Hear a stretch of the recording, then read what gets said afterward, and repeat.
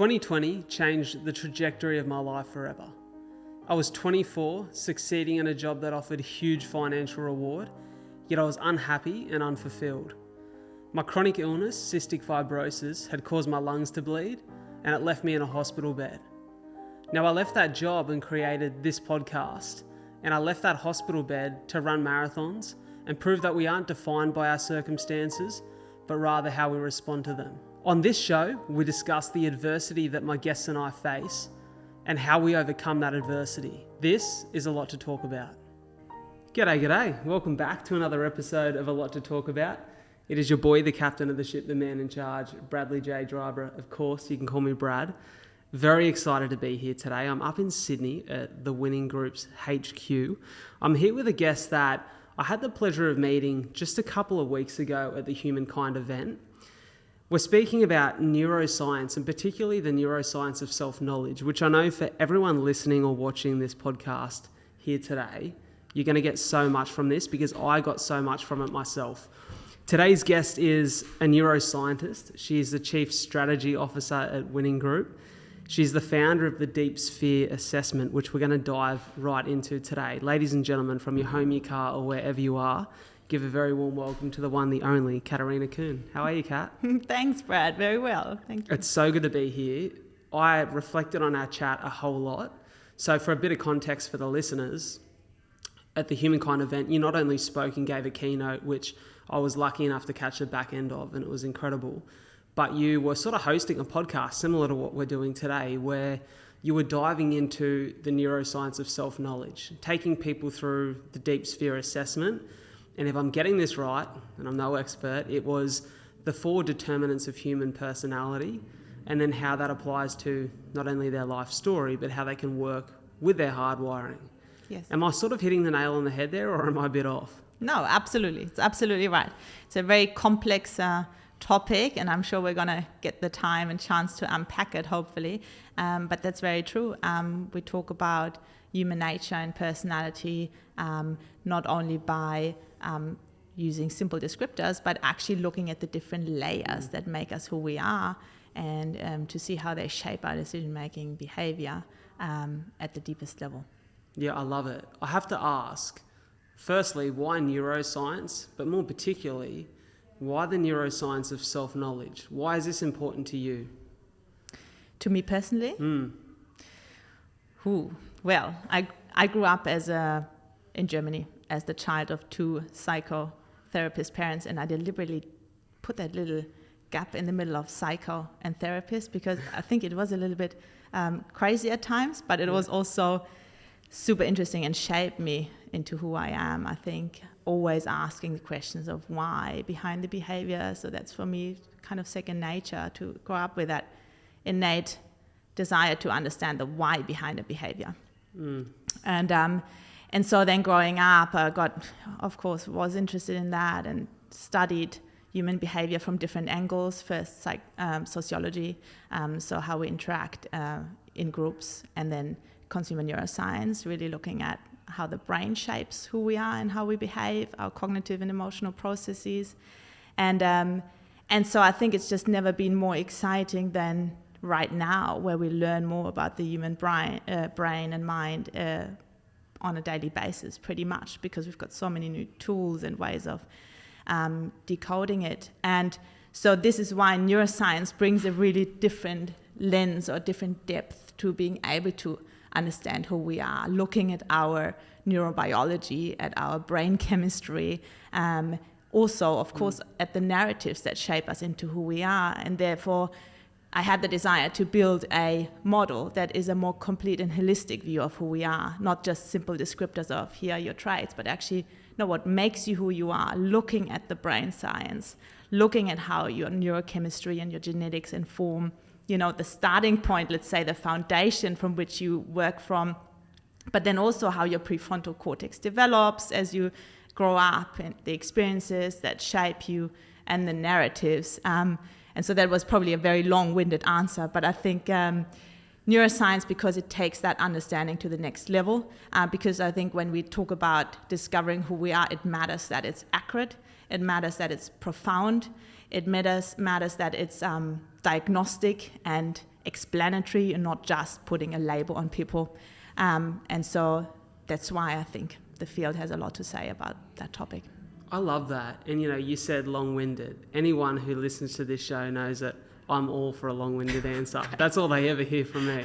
I'm very relieved to hear that. I have to say, the thing that I think you and I have connected the most on over the course of our now few chats is this understanding that with all the problems and challenges that we face in life that many of us can relate to, like we all have similar challenges, just with, I guess, different contexts depending on what your circumstances are or your situation. Probably the biggest challenge and the most important one for people to tackle is the question of, and it is a big question, who am I? And without understanding who you are, all the self-help in the world won't truly ever solve your problems or get you closer to solving your problems. I guess a big part of what you do is around helping people discover and find answers to that question. When we talk about human personality and particularly the hardwiring of their brain, is it something that we can change as individuals, or is it something that we have to learn to live and work with? So I think it is useful to understand what your general disposition and makeup is, because science very clearly shows that we're not all born equal. We have genetic, biochemical algorithms running in our minds from very, very early on. We're mammals and we're programmed in certain ways. And so it's very useful to understand that predisposition, because you want to work with that and not against that. It doesn't work. So there are very interesting studies that already show that at the age of 4 months, you can detect dispositions in infants that are very, very reliably carried through into later life. So there is no denying that we're not all born equal. So I think we do well understanding that very foundation that we have at the deepest level of our brain that shapes us into who we are, and what we're, for example, then later in life more likely to connect with, more likely to enjoy. If we discover that, I think it's a lot easier to take a shortcut and step straight into what makes us happy and straight into who we are best, connected with, and all those things that often take us a lifetime to discover, or we never do. Because there's a lot of things that sidetrack us from that, and there's a lot of influences that can distract us from that quest. So I think it does require a look at our nature, but then of course we have a lot of agency in how we express that nature. And I think, but we can't get around knowing that nature first, because I think then we have a choice in how we want to express it. So we talked about your personal example. As one example, you've got a high care drive, right? And a high rank drive. And the care drive, and I guess we can talk about that in a bit more detail, makes you very nurturing, caring, really wanting to make someone else's life better, very giving in nature. But it also predisposes you to seek social proof and compare and so on. So I think, because I know a little bit about your story, had you not become aware of that, it would be a lot harder to work against that undercurrent. Being aware of that, great. Now you've got the freedom to take a decision based on that, how you want to express that drive. Do you really express that drive and that need for connection by making someone's day better whilst knowing what your path is? You don't need to compare it. Or do you want to get sucked into living a preconceived life where you're trying to fit into the group to survive? It's the same primal emotion system of care underneath that, but you can choose to express it in very different ways. I love that you say that, because even hearing that again, I can completely resonate with and almost draw back to how that has been both a positive and a challenge in my life. Like the desire to, we spoke about it on a recent podcast episode, this desire for likability and this desire, this want to fit in, to be loved, appreciated, to be respected by peers or the people in our lives, or even sometimes the people outside of our lives. It's something that has definitely challenged me at times. But I know it's that same emotion, that same primal emotion of care that makes me the human I am, because I love to give love to the people in my life. I love to be empathetic. That's like, it's a big part of who I am. Is every day I want to speak to the people I love to let them know that they're loved. And it's funny how the same emotion system can present so many positives, but also challenges for people. And I guess as I was sitting there listening to you explain all of that, I think that in life, with all of the decisions we have to make to move forward, to have forward progress in life, I quite often can say for myself that when I'm faced with a challenge or a decision, I often, probably because of that care system, ring the people closest to me and ask for their opinion before I ask myself. Do you think that's a part of that care system?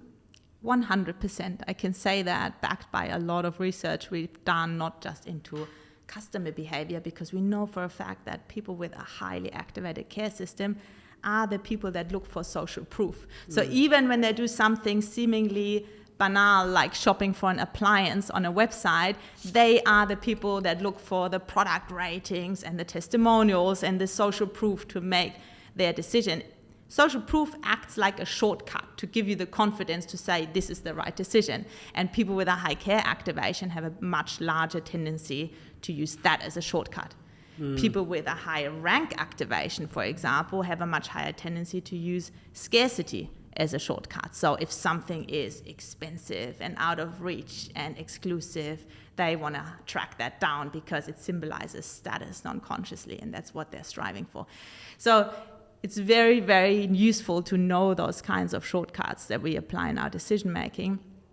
And like you said, every primal emotion system has a really important evolutionary purpose. We wouldn't have all the primal emotion systems that we have in our minds if they didn't fulfill a very important purpose.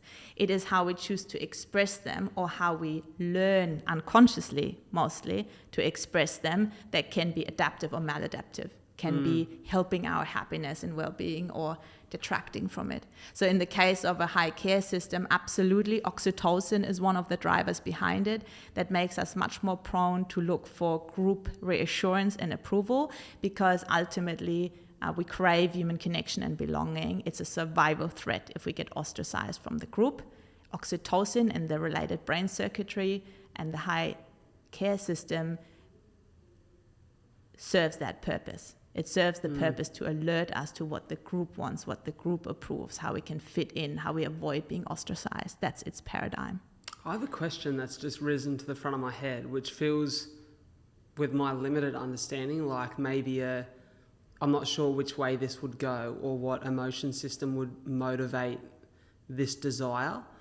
But say for someone who, and I'm sure there's plenty of people, because I've done this at stages in my life, who are listening to what we've discussed right here regarding rank and care, and who are going, well, if presented with, let's put a hypothetical into this, it might be the best way to explain it.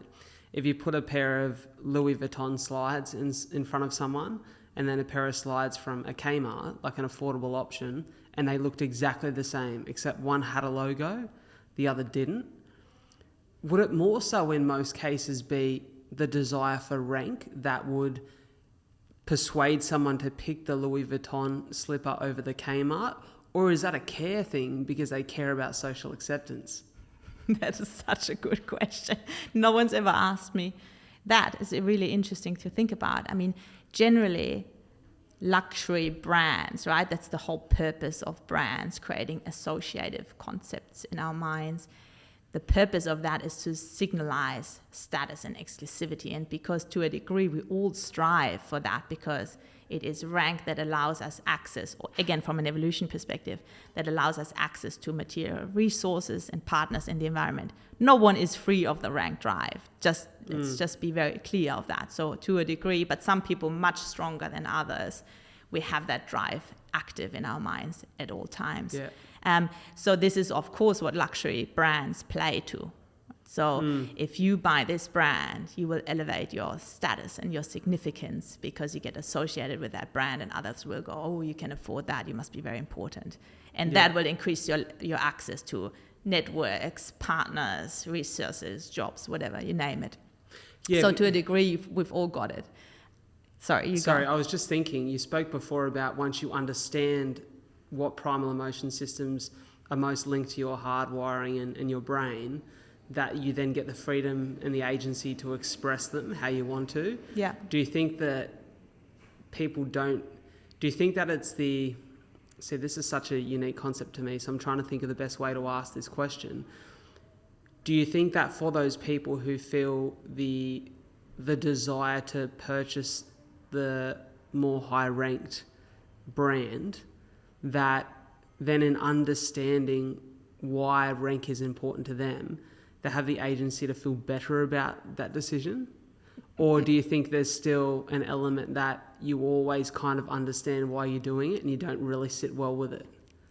I think you don't really know why you're doing it. I think countless studies show that we are insanely unaware of the decisions, the true drivers of our decisions, right? We are really great at coming up with all sorts of reasons on why we made the decision in the first place, but the true reasons remain mostly unconscious to us, right? So very, very few people, I would claim, who are into status consumptions are aware that they're trying to elevate their rank and therefore better access partners and so on. They know this at some intuitive level, of course, but they wouldn't be ever able to articulate it like that.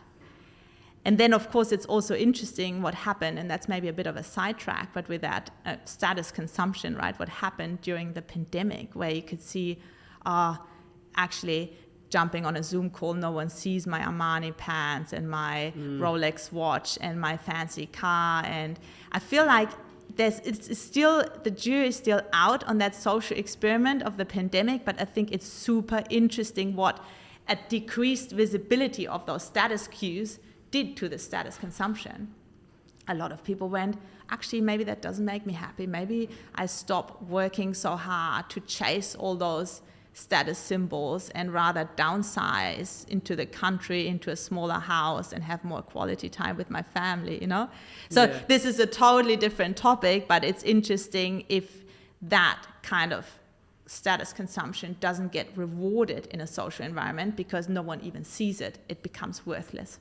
Yeah, I get what you mean. I actually heard, there's a gent that I've been listening to a lot lately, Chris Williamson. I was telling you about his podcast just before, and I heard him on an old Rogan episode from about a year ago, and I'll probably butcher this, but essentially what they were talking about is if you gave most people the things that they think they desire, like the big fancy home, the beautiful car, they would realize that it is less meaningful than they thought it would be. Yeah. But they were saying, is it the difficulty in achieving those things or being able to accumulate those things of status that makes them more attractive to people? And I think it probably is. The fact that you think you have to work either extremely hard or maybe it might be impossible to achieve or accumulate those materials, is that what potentially makes it attractive to people? Because how often do you have to read? We spoke about this again before too. How many books do you have to read, and how many people who have had everything they've ever wanted do you have to listen to tell you that that stuff doesn't actually make you feel any happier or any better about who you are or the life you're living before you realize that for yourself? Most people don't realize it, and most people don't process that advice. They have to achieve it for themselves to understand what that person was trying to tell them. And even, you know, when people win the lottery and they always thought that's got to be the ultimate game changer for their happiness and their fulfillment, they actually become more depressed after a while. They get a spike in happiness, yes, but then a year later, often they're poorer and more miserable than they've ever been. So, I mean, that's very well known from happiness research, that money only makes us happier to a certain point. That's actually not a very high level of income. I think it used to be 80. It's about 100 now, isn't it? I'm sure now it must be 100 or 120, or in Sydney probably 500,000 K to meet your basic needs. No, that sounds wrong. But, you know, there's a certain level that is rather normal income that where you can see the happiness still increases, but then any additional income doesn't make a significant difference to your increased happiness. That's very well known, but yet, as you say, people don't believe it until they get into that position and it actually doesn't change anything. For sure, and I've been there. I've been in a job that offered incredible financial reward and offered a huge future financially for me. And I looked around me, and I'm so glad that I was able to see it. And I was able to feel it too, because I was mentally not in a good place and extremely challenged by the position I was in. But as I looked around and looked at everybody who had more than I did, I had this realization at one point, and I don't know what inspired it. Maybe it was just where I was in my feeling and thought process at the time. But I looked around and thought, none of these people are actually that happy. Yeah.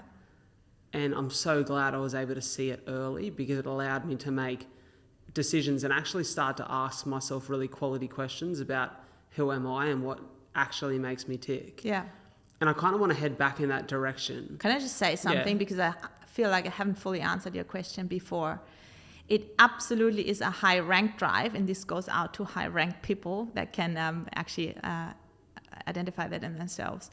This is something that a high rank drive enables or causes, because people with a high rank have plenty of testosterone to chase goals, but they also want to set ambitious goals, because the mere chasing them, hunting the goal, does have some sense of purpose for them, or gets them some sense of satisfaction, right?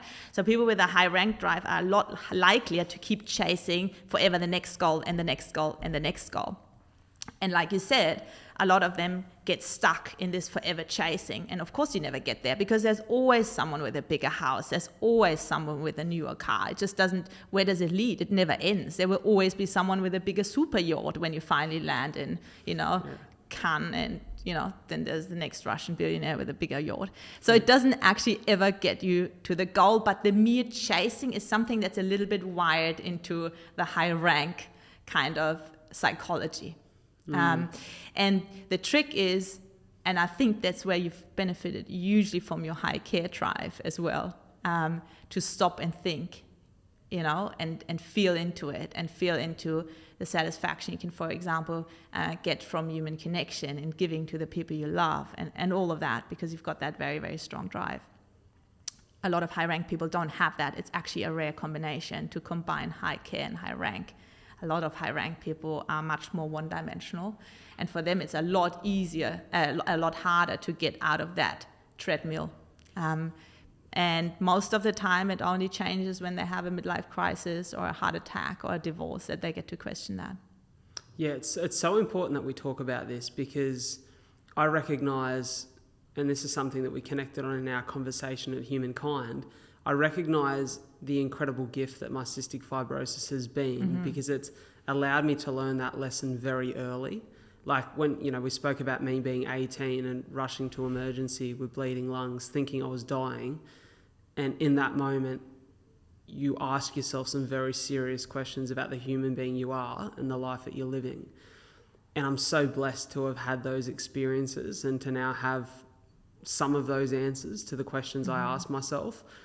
So when we talk about understanding and better understanding who you are as a human being, who you truly are, if you are the most authentic version of yourself, and, when we ask that question and we then get to understand our hardwiring, our brain, its chemistry, it obviously then makes us aware of things like whether we are high rank, and if we truly care about our rank, then I guess what comes with it is this boost. Well, we don't beat ourselves up about wanting the Louis Vuitton bag or the Louis Vuitton suit, because that same system is what makes you so determined and successful in your work. So it kind of, even if there are negative traits, and correct me if I'm wrong here, but even if there's a negative trait associated with that high rank system, you can feel better about that decision. Yeah. Because you know that this system is actually supporting you in achieving the big life goals that you have. Would that be correct? And it goes back to what we just said before. It's really important to remember that no system carries a bad disposition with it. It's only the way we choose to express it, right? Because every single system evolved for a great reason.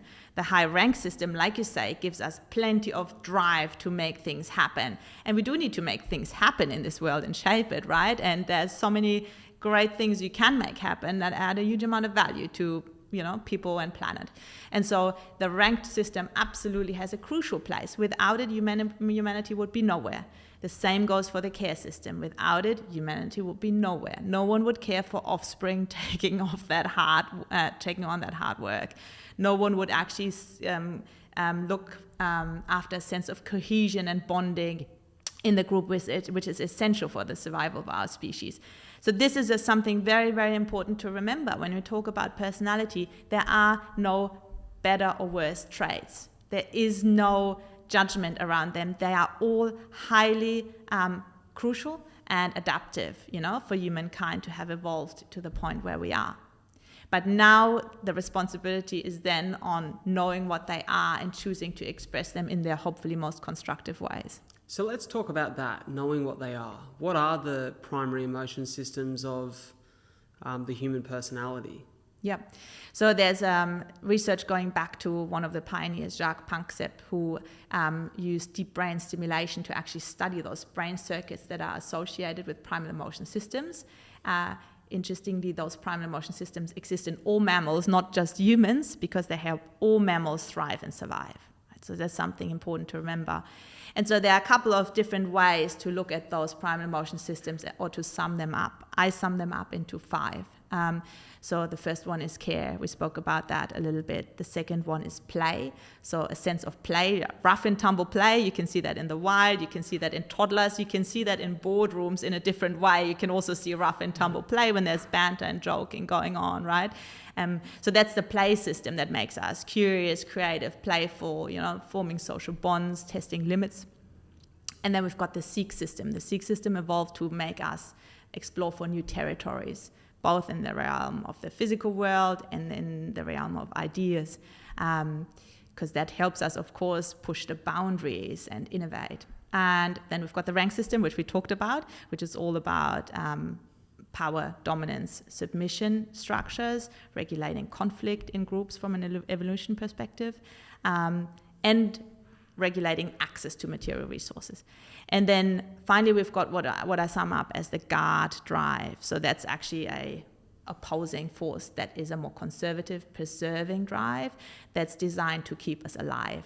So it includes things like disgust, anger and sadness, all designed to either withdraw from danger in the environment or go into attack to defend our territory, or detect poisonous foods and spit them out to help us survive. So there's a couple of things in that guard system. So when we talk about those 5 primal emotion systems, what is, through all of the research you've done and all of the work you've done over years and years of understanding these concepts and seeing them play out in people's narratives, what is the main barriers to people living the most fruitful life they can, or even just better understanding themselves? Of those primal emotion systems, which emotions are the ones that are really, truly hard for people to come to terms with and move forward in the knowledge of the fact that they are made up that way? We've asked many questions in one, so I'm going to start at some point, and then you prompt me to the others, please. Okay. No, hang on. I've actually gotten lost in there. No, I'll ask that again, because that was a deep question. Yeah, it was a really deep question. I can imagine that you consistently hear people and come across people in, whether it be your research or your work, who are struggling with the narrative of their life story, who are struggling to move forward and better understand who they are. What do you think is the main barrier to them answering that question of who am I and how do I move forward? Let me answer that first. That was my intention. So it is simply because of how our brains are built. And then secondly, of the world we designed around us, right? So if we talk about the world we designed around us, we're more distracted, more fast-moving than we've ever been. We're continuously connected to our phones. So in essence, we've designed a world where we never, ever have to be alone with our own thoughts, which is absolutely detrimental to introspection and self-reflection. Because if we don't want to, we can always distract ourselves. We never really have to think about who we are and why we behave the way we do, right? So that's the number one. I think the environment we've built makes it increasingly hard for us to be introspective and gain self-knowledge. And secondly, and that is a tricky thing about the human brain itself, it is not designed for self-knowledge and insight. In fact, the contemporary philosopher Alain de Botton calls our brain faulty walnuts, like subtly but dangerously flawed machines, he calls them, that are flawed in ways that don't announce themselves to us. Meaning, we are not even unaware of how they function and how unaware we are of our emotional processes. They are designed actually to help us survive in the savannas, right? They are brilliant at that, but they're not designed for us to gain greater self-knowledge. Most of what's happening in our mind remains below the radar of our consciousness. And so by the very design of our mind, it is incredibly hard to know who we are, what our emotions are, how they drive our behaviors. We know our feelings, but that's like a lot more conscious. But our emotions, those hardwired emotion drives, we are not aware of. And so I think that's been one of my missions, to make that explicit and hand that into people's hands to be able to discover it. It's so fascinating to me because it's something we spoke about. The world is so busy, and I think I often ask people whether they understand or have any connection to purpose. And I think for a lot of people, they are so overwhelmed by the workload that they have, the fact that maybe they have to go home and be a good parent, maybe they have to go home and be a good partner, maybe they're in a position where they're trying to push to achieve their goals and things aren't going to plan and they're scattered trying to find answers to the questions they don't seem to have, that they are so distracted they don't have time to truly understand whether they're actually moving in the right direction or not, or how to actually take the next step. I think people are plagued by the worry that, is this next step the right step, to the point where they actually just don't move at all. Yeah. They just stay in the same place.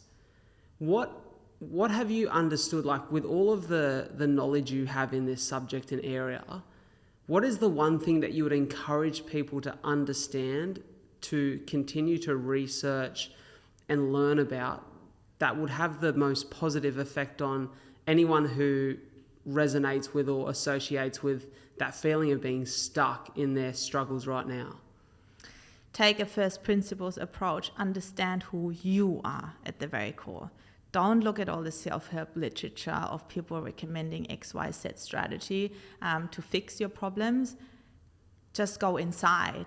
And you don't actually need any guided tools to do that, but you need to have the curiosity and the courage to look inside and take the time as well, because the answers don't necessarily come readily, or use the tools that are available to do it. But my recommendation would really be to discover your true self first, and then build from there. Because the things that might work for you and that might matter for you and that give you purpose are not the things that someone else, that apply to someone else's life.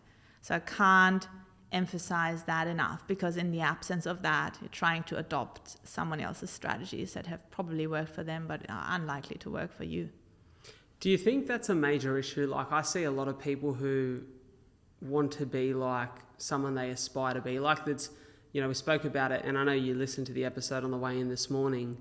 We spoke about upward comparison. Mm-hmm. And if somebody is looking up to someone they admire and going, I want to be more like that person, if they then go and pursue that path and get to a point in which they are actually very similar to that person in terms of their status, their rank, their position in life and their understanding, but then realize that that doesn't serve them. Yeah. Do you think that discourages people from trying to then figure out who they are again, and they just feel so attached to that path?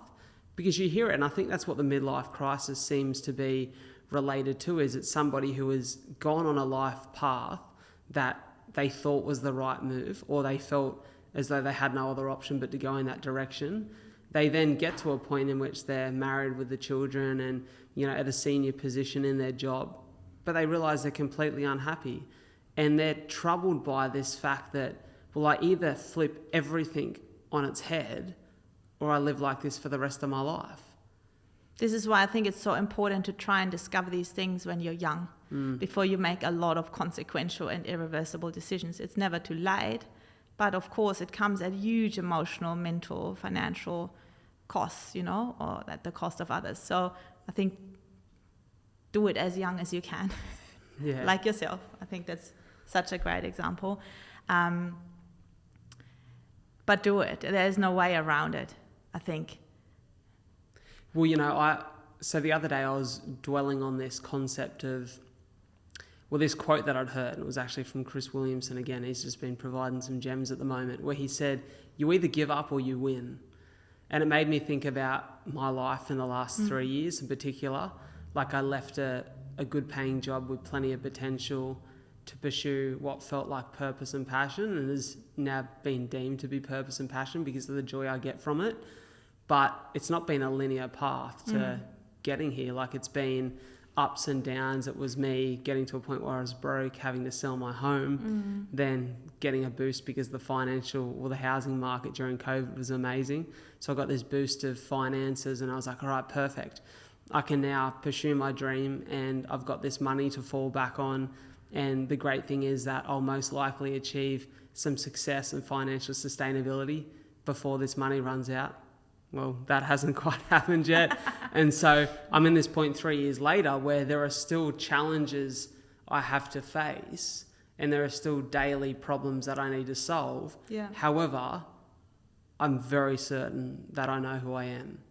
So that's the thing, right? I think you started out like everybody else, and that's the function of social comparison, using a template that's been provided by society that says, yeah, do this.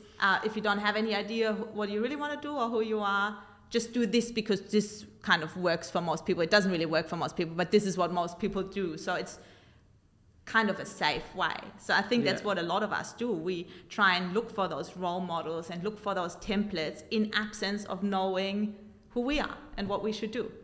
It's like a proxy, but the thing with these proxies is they don't work. And the thing is, if the more broken the kind of role models are in a society, the more miserable they will make us. And I would actually argue that a lot of our role models, whether that's Silicon Valley, tech entrepreneurs with zero self-awareness but massive ambitions to use that technology, or whether that's politicians, it doesn't matter where you look. A lot of our role models are highly flawed, and a lot of people that are highly celebrated probably don't have much to give in the way of human well-being and happiness. And so I think this is so good to discard of those models, and that goes back to your question before. The need to compare and to use those templates falls away altogether if you know who you are and what your path is. Yeah. So, and this is what the power of it really is. Comparison doesn't apply to you if you know who you are, because there's only one you, and to your path. And so in a way, I think I did listen to that conversation and enjoyed it. It makes us immune, I think, to social comparison. On the flip side, though, there's a function of social comparison, right? How do we fit in? How does this whole thing work? And I think actually we can channel the kind of envy that sometimes people might feel with looking at what someone else has achieved, channel that and think, what is it exactly that I would want to get out of this? I think this is an interesting reflection exercise, you know, to think, what is it when I look at someone where I think, this is how I would like to be, or this is how I would like to live? What exactly is it about them? Yeah. What is the ingredient that they've got that you can channel in your own life? Because these emotions do tell us some things about, you know, what uplifts us potentially, what inspires us, what we should pursue. But not as a template, more as a... Love what you're saying here. This feels so important, because I remember I had a great conversation with a man that I've referenced a whole lot in sort of past podcasts. It was probably about a year ago it was a year ago because it was near my birthday a year ago. I met Rich Davini, retired Navy SEAL. He wrote a book called The Attributes. And I sat with Rich and we had a conversation around the attributes that make up who we are as human beings. And Rich had this just profound moment in the pod where he absolutely served me the advice that I needed to hear. Like, he just gave me a very real, honest, straight answer about the challenges that I explained I was facing at that point in time, which thankfully aren't challenges anymore. And one thing he said to me that's really struck a chord and it sticks with me. He said, Brad, the quality of our lives is directly proportionate to the quality of the questions we ask ourselves. And I loved that, And I don't think that we are asking ourselves enough quality questions about why we are making the decisions we're making. Yeah. We make them because we've compared and think we have to. And I think you hit the nail on the head there, Kat, where you said, when you look at that and you feel that envy, ask yourself, why would I want that? And I feel like that's such great advice for anyone listening to that. And I still have to do a better job of asking myself those questions. Why do I have that? Why do I think I need that?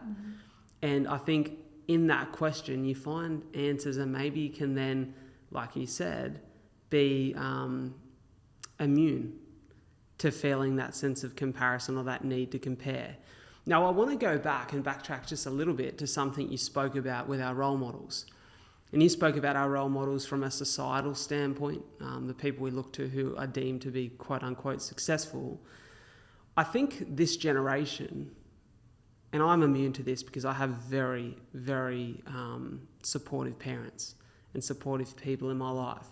But I know for certain, I actually listened to a podcast on the way up here today, Alex Hormozy, who's an extremely successful guy in the business world, who was speaking about the decision he made to go and pursue what felt like passion, purpose to him, was at the complete disagreement of his father, who thought he should have stayed the path that he was on. He was essentially living his dad's dream. And he said, I had to get very comfortable with the fact that I was going to disappoint a man that I loved to be happy and have good quality mental health. I know that so many people who are tuning in right now would feel a sense of discomfort with the idea that if they want to truly go and pursue the path that feels authentic to them, they're going to disappoint a bunch of people around them in the process. Do you think that it's hard for the generation before us to truly understand the options that we have because they never had those options? No doubt that is very hard. We live in a super different world than back then, right? So I think, but that's true for every generation and their preceding generation, I feel. But being a parent myself, I know that every single parent at the heart wants their child to be happy. I don't think there's any single parent out there, and with the huge investment you have to make to even bring up children to the point where they can be self-sustained, you want them to be happy and well. And so I think using this insight not just on us, we can also turn it back to our parents and use it on them. Why is it that they want me to pursue this? What really drives their desire for that? Like, think about that. Like, no parent, you need to assume your parent wants you to be well and happy. This is they're just trying to impose the best way they know to be happy on you, or the template that they know has worked for them on you. So I think what we also need to use this for is greater compassion and insight into others, not just self, right? And I think with that, think about what is it that your parent wants for you. Of course, they want you to be happy, but the strategies they have learned might not apply to you, but maybe you can have that conversation with them. And then I think you're connecting on a profoundly human and personal level, where they will probably be able to share some stuff you've never known about them. And you'll be able to share with them why you're pursuing it this way, going about being happy and fulfilling your needs. It's funny you say this, because in that same conversation I listened to this morning, there was a quote that was dropped that hits the nail on the head of exactly what you just said there. You can't hate and understand someone at the same time. No way, yeah. And it just comes back to those questions. So when we track back and stay in line with the idea of questioning and the quality of questions we ask ourselves, what questions do you think would serve someone well in understanding who they are? Like, if there was one question you could encourage someone to ask themselves, because I think for most people, and I know at times where I felt lost in my life, if someone said to me, ask yourself, who am I? I'd go, fuck, where do I start with that? Where do you start? Exactly. Yeah. So what would be a more appropriate question to start that journey?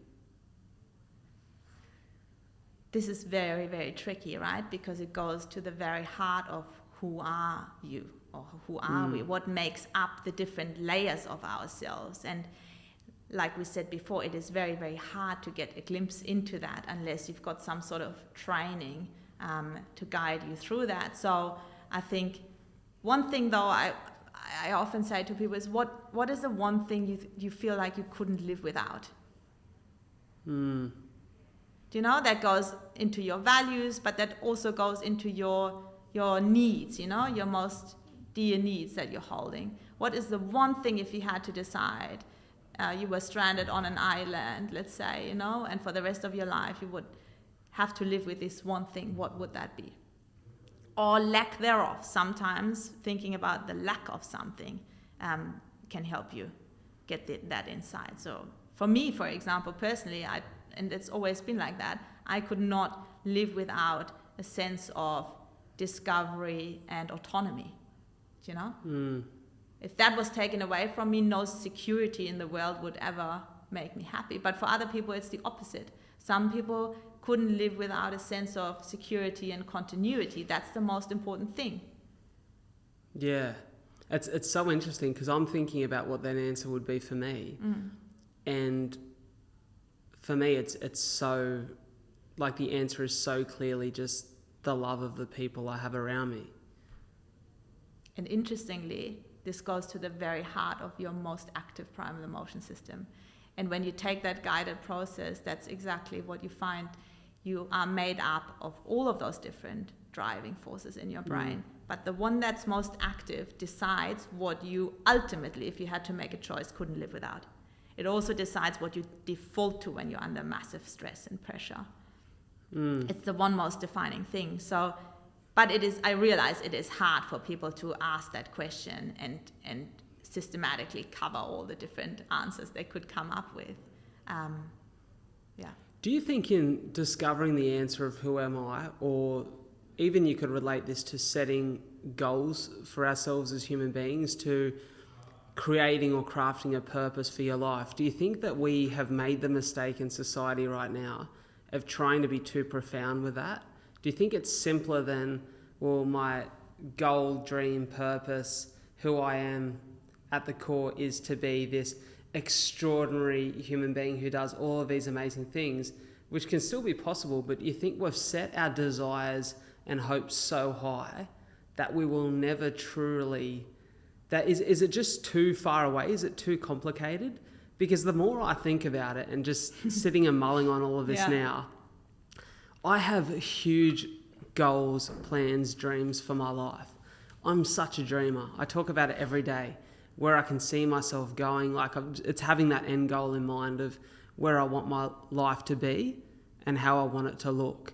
But at the core, I know for sure and certain that if I don't have the people around me that I love, if I don't have the simplicity of my health so that I can go for a run every day, if I don't get my oat flat white in the morning we're so alike in the morning. Yeah, so alike. Run, caffeine. Very simple. Me being in the ocean. Dopamine is the other way to express that. For sure. If I don't have those things, the extremity of what I can achieve does not matter at all. Yeah. I know that for certain because I've felt the highs of achieving amazing goals or being in line to make great money, and it meant nothing if those other things weren't in check. So I'll reframe that question because I've gone on a tangent. Are we thinking too profoundly about who we are at the core, and should we simplify it? I think we're not thinking profoundly enough. We're thinking too superficially, looking at other role models out there. Again, that brings us back to that. Because if we think about it profoundly, we think about our wiring. We think about our primal emotion makeup. Because I could tell you under the 10 minutes of doing the assessment with you, as you know, that love and connection will, no matter what, make you the happiest. This will matter to you the most. You know, and so I think when we talk about profound, it is at the profoundest level of our brain that holds the clues. And I think what has then happened is that with social media and podcasts and everything we're surrounded with, which is phenomenal, you know, we can access any kind of amazing idea around the world so easily now. But at the same time, it's brought everyone closer to us. So it looks like everyone is extraordinary, everyone is successful, everyone has done something remarkable because all of those people are so accessible to us by way of the internet. So I think that raises the kind of benchmark to an unrealistic level.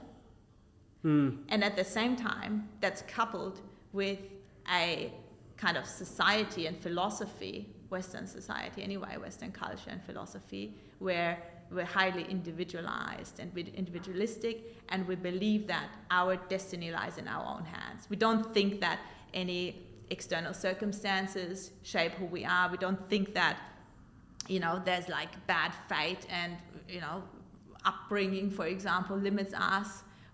And to a degree, this is true. We can, with extreme willpower and creativity and whatever, overcome certain likely outcomes.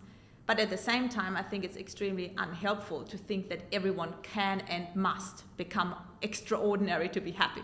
Firstly, it actually doesn't help happiness that much. I think it's overrated. But secondly, it's statistically not possible. I love that. You've just schooled me and given me such a great lesson there that I just want to touch on again.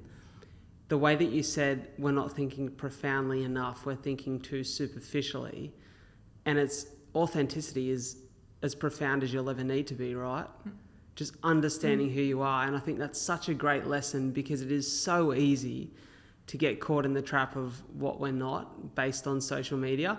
And I'll even say that over the last 2 months, I've had some incredible things happen in my life.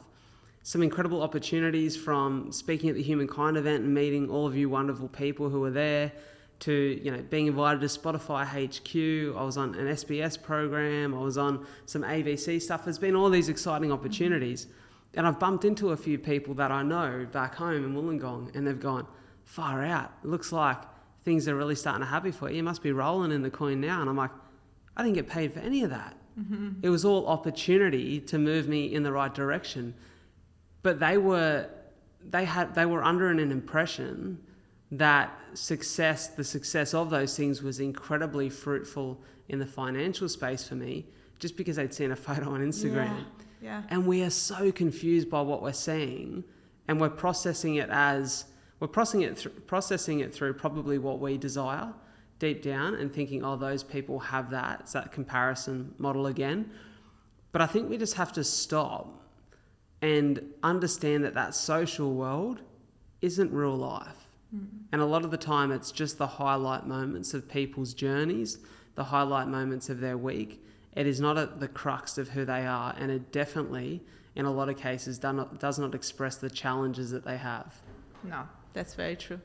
I heard a gentleman by the name of Inky Johnson, motivational speaker. I'm not sure what his background is, but I see him pop up a lot. And he speaks about his grandmother. His grandmother gave him this incredible piece of advice. She said, don't wish for what others have when you don't know what they've done to get it. When you don't know what someone's been through, the adversity they've faced, the challenges in their life, the struggle and the hardship, do not wish for what they have, because you don't know what they had to do to get it. And he said that, we often look at people and go, well, I wish I had the money that they have. But if you want to compare yourself to someone, if you want to be like someone, if you want to wish for everything that they have, it's not like just taking an item of clothing from them. You don't get to go, I put on the jacket of financial success that they have. It's a onesie. If you want their financial success, you get their stress too. Yeah, you get their continuous 24/7 mental distraction and absorption. You get the poor quality of their relationships as a result of never being present-minded. Just for 2 examples, right? I think this is so true what you're saying. I want to ask you a question, Kat. We've spoken about understanding who you are. I know that you have a good group of that too, and you're doing amazing things in your life, but I'm not silly enough to think that you're without your challenges.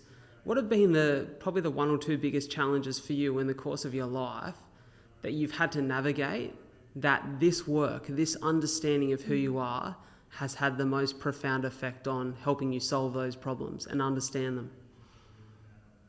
This is such an interesting question. I think because of my innate makeup, now I gotta say it, of course. Yes. High seek, high play.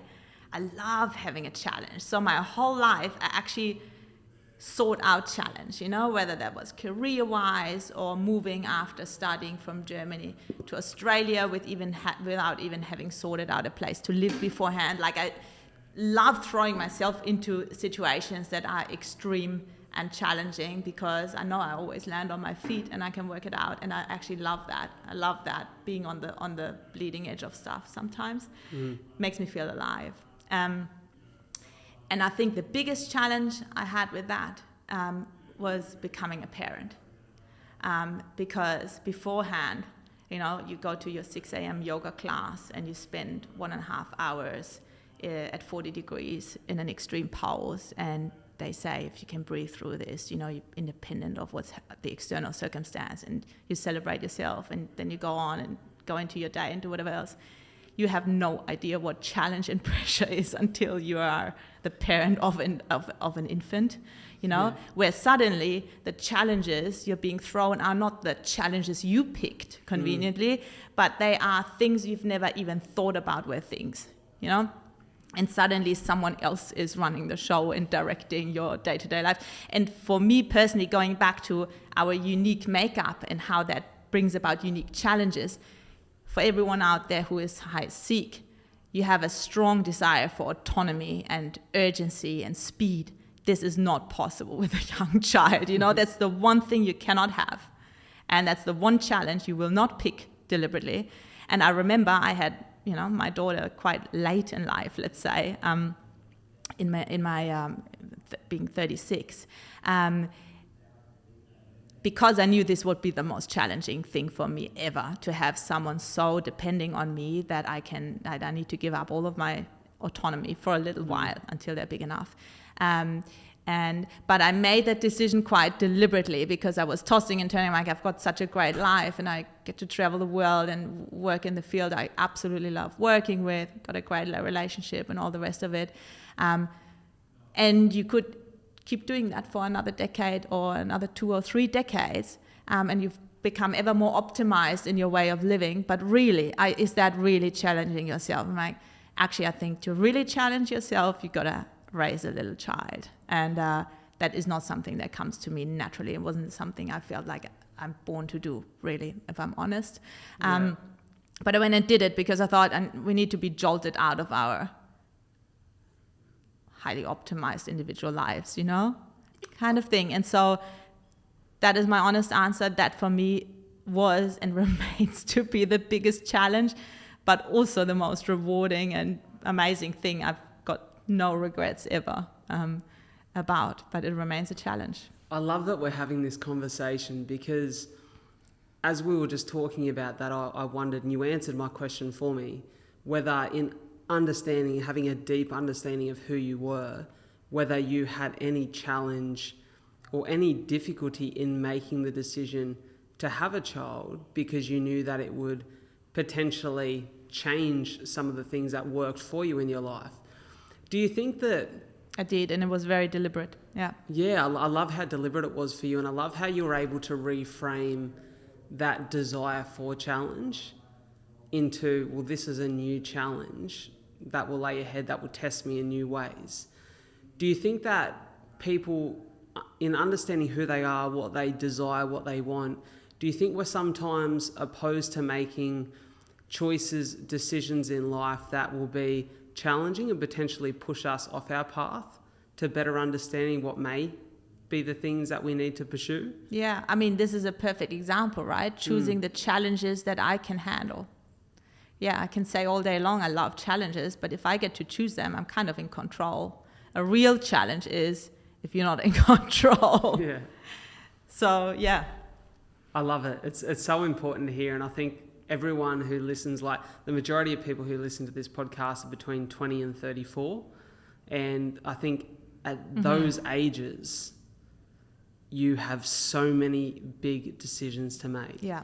Whether it's the career that you pursue, whether it's the partner that looks to be the right person to start to create a life with, but there's always uncertainty, whether it's to have children or to not have children. Yeah. I think in understanding who you are, it's becoming more and more clear as this conversation rolls through that you have a better chance of making the right decisions for you, and then accepting the challenges that come with those decisions.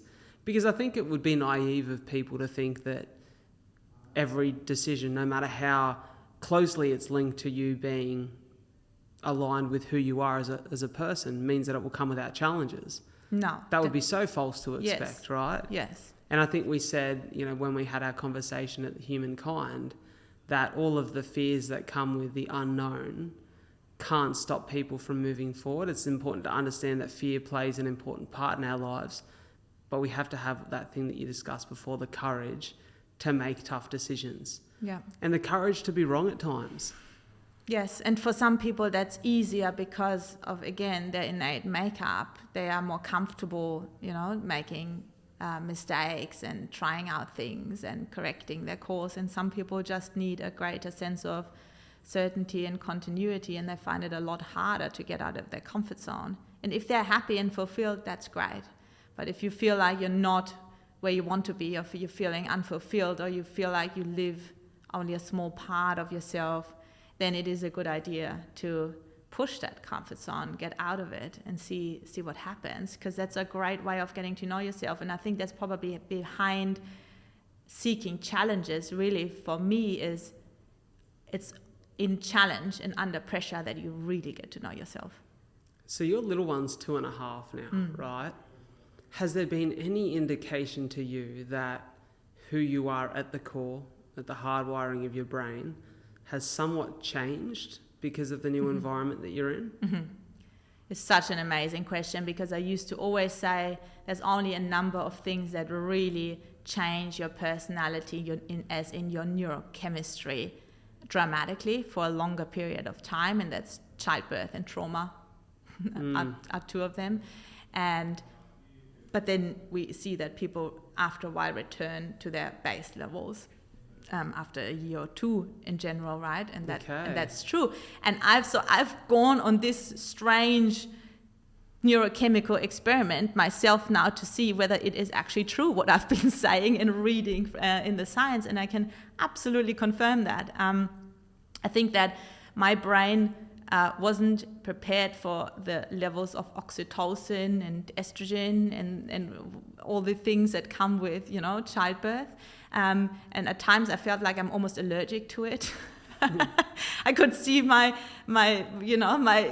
things clashing. I'm like, no, this nurturing and this is really challenging for me. And those feelings of being protective or being vigilant, because the survival of a child depends on you, and that greater level of anxiety, which I've never experienced in my life before and seems so alien to me that for the first year I sometimes felt like I've got a personality transplant. Although I was still me at the core, I had all of those other emotions and thoughts that were very, very foreign to me. So I think the degree to which that influences your personal experience and decision making, I probably underestimated until I experienced it myself. But then also very interesting, as I could perceive after 1.5 years, and you get back into more of your normal life and routines. For me, like for yourself, morning runs are essential. I can't function. I need 3 espresso shots and a long morning run on North Head. Otherwise, I don't feel like myself. And so returning to those routines. So we're talking about a number of things that are overlapping now, right? The life you lead and the conscious design, as well as your neurochemistry, which is more permanent. But they interact, of course. We can't separate them. So as I found myself returning to who I was more before, from a hormonal neurochemical level, but also from a life habit level, right? Doing all of those things I love doing as well. I felt like I'm becoming more and more myself again. So it was really funny. It was like almost an out-of-body experience, like I'm in someone else's brain part-time. Whoa, this is scary, Yeah. And now I'm becoming more and more, I can feel more and more myself as I know myself my whole life. This is so fascinating. We're coming up to sort of that point in the podcast where we're ready to conclude, but I do want to ask you 2 more questions before we go. You touched just there on routine, how important routine to you is, particularly in the morning. I know it is for me too. I often hear people say to me, and it tends to be younger people that I speak to, who say, I don't like a routine. I like the spontaneity of something different every day. I question whether that is, and I don't know, I'm open to your thoughts here, whether that is correct depending on how you are hardwired, or do you think that we all benefit from routine in some way? Yeah, I think that's a brilliant point, and I think that novelty seeking and that element of surprise I completely thrive on too, so I can really connect to that. Because for me, routine and predictability is also not something I strive for in my life. So I can completely empathize with that. And as our dopamine levels are higher in earlier life, then that novelty seeking is higher. So it's completely predictable that in your 20s, for example, you much more strive for novelty and surprise and kind of no routine than routine for a lot of people, depending on the personality, of course. But that doesn't preclude you from having a routine that gets you into your best possible state. So when I say routine, I'm not saying repeat the same behaviors, eat in the same restaurants, do the same kind of things all day long, every day. I would die. I couldn't do that either. But get to know the things that put you into a peak state. And those things tend to be the things, that encourage dopamine in the early part of the day. So, there's a lot of science around that now, but some of those things can be caffeine, can be exercise, because they all boost your dopamine levels, can be cold immersion, ice baths, can have to be viewing sunlight, So when I say routine, these are things that are very well known to boost happiness and well-being, and that sets you up for your day. Sure, you can experiment with different things all the time, but over time you tend to find the things that work for you, I guess. Yeah, it's so interesting because I feel so conflicted by that. I guess one thing, and I think my levels of seek when we done my assessment were not super high. Yeah, it was the least activated drive the least in activated your brain. drive. Yes. Because there are parts of me, and I talk to my partner, Soph, about this all the time, with the career path that I'm going down, there is hopefully a future that looks, especially for a couple of years before we decide to have kids, there is a future, and Soph would be thinking, hopefully it's not a couple of years until we have kids. In the next 3 years, we're thinking about starting a family. Mm-hmm. So as we talk about that, I'm like, well, the next 3 years is the opportunity to have a lot of different experience in terms of if my work can take us to this city in the US for a couple of weeks and then take us to the UK and then bring us back to Sydney or to Melbourne or to Brisbane, and we get to do little bits of time in all these different cities so that I can work and, earn some great money doing what I love and start to set up the life that we want to live. That excites the hell out of me, but it doesn't excite me if it comes at the cost of being able to wake up, go for a run, have a coffee. I love to be able to jump into the ocean if I have that leisure, or just at least an icy cold shower in the morning. Yeah. So there's those things that are those dopamine inducing routines or behaviors, habits, whatever you want to call them, that are super important to me. But I do know that anytime I go on a trip or anytime I have that level of seek, it's such a blessing to come home to my same bed and my life in Wollongong a little bit. So I feel a little bit conflicted by those ideas and things. And it's, I guess, welcome to human mental life, right? We are complex. We have a ton of conflicting needs and emotions and tugging forces inside of our minds. Absolutely. Yes. And I think for me, it's probably present in that I won't truly know what feels better until I go and experience that lifestyle. Because I think in theory, you can overthink it, right? I think it's a fantastic idea. I don't think anyone has ever regretted venturing out into the world and having different experiences. And the great thing is, you can combine your seek drive to be in new places and experience them with your need for a routine that, puts you into a big peak state. Because I love waking up in a new place and going for a morning run and trying their coffee bars. There's no problem with extrapolating that routine into there. I like that. I want to say thank you so much for coming on the show. I'm going to make sure that everywhere people can find you, which isn't a lot on social media, it is on LinkedIn where we've been connecting. I guard my attention span very carefully. I like it. I wish I could take a leaf from your book. I'm going to make sure that you've been so kind to offer the Deep Sphere assessment to people who listen to the show for 72 hours for free. Yes. So if you're listening to this and you're super interested, which you should be, and I know I'm even interested to get the people in my life to do the assessment, For 72 hours, everyone will have access to it for free via my link. Please make sure you capitalize on that. And I'm going to be selling the absolute shit out of that on social media to make sure that you're all here listening to this episode within the first 72 hours of its release. So to go back to your question, how can people get that understanding? This is what we want to offer, right? To help people get that understanding. I didn't feel it was fair to not have a proper answer, but there's your answer. We put it in a link. I love it. Kat, thank you. But before you go, I'm going to give you one last opportunity just to share a message that you feel is important and that you'd encourage everyone tuning into today's show to act on. Wow. I wasn't prepared for that. Let me have It's one of those deep end questions. I like to throw the guests in the deep end and just see what they have to say. And you've shared so many beautiful messages already, so there will be many. I think but if you could reinforce one. Yeah. I think it would be a summary of what we spoke about. I think life is short for people like yourself, and I had a near-death experience myself as well. You just realize how short your time is, and you cannot waste it on anything that's not true to your purpose, and to who you are and what makes you happy. So yeah, my message would just be find that out and then be true to it. But of course, keep exploring it because it's complex. It's not like there's a simple answer. It's a puzzle to explore it and experiment with it. But yeah, that would be my absolute call to action. Then a lot of things fall away, like comparison, envy, living to templates that don't work for you. I love it. Well, that exploration is what makes life fun. So thank you so much for being here. This is fascinating to me, and I could talk to you for hours and hours on end because this stuff is so new to me. Like the concepts in their own ways, in their, I guess, real life forms aren't new. We all experience these things on a daily basis, on a weekly basis as human beings living on Earth. However, the science behind it is new to me. And so it's been fascinating for me to get the privilege to actually chat to you in person about this stuff. But I know it will be an absolute privilege and so fascinating for everyone who's tuning into the episode. So it's been a pleasure. Thank you so much for coming to have a chat. I really enjoyed it. Thank you so much for tuning into another episode of A Lot to Talk About.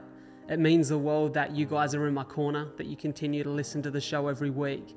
And if you could do me a massive favor by following the podcast on whichever platform you listen to it, and sharing this episode in particular with just one friend that you feel would benefit from it, that would mean the world to me and it would help the show grow. The more the show grows, the bigger the guests we get on, the more that we can do and the more we can share and support you guys, the listeners, the viewers of the show. Before I go, I want to pay my respects and recognise the traditional custodians of the land on which we meet and record this podcast. The Aboriginal culture has such a rich history in storytelling. And as a passionate storyteller, I really hope that the stories we share and connect with on the show can allow the many cultures that now call this beautiful land Australia their home to come together and continue to respect the stories and the culture that make this the land it is today. Thank you so much for tuning into A Lot to Talk About. I'll catch you next week.